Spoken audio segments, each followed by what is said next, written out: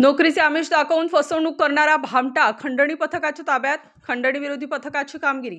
पथकातील अधिकारी व अंमलदार गुन्हेगारांचा शोध घेत असताना पोलीस नाईक भूषण सोनवणे व पोलीस अंमलदार चारुदत्त निकम यांना पाहिजे असलेला आरोपी समाधान जगताप हा नाशिक येथे येणार असल्याची खात्रीशीर बातमी मिळाली होती.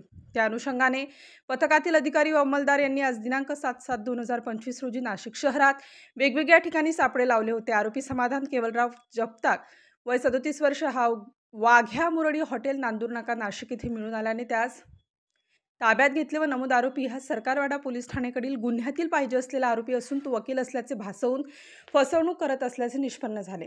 आरोपी तास पुढील कारवाई कामी सरकारवाडा पोलीस ठाण्याच्या ताब्यात देण्यात आले असून त्याचा अभिलेख पडताळणी केला असता त्याच्यावर खालीलप्रमाणे गुन्हा दाखल आहे.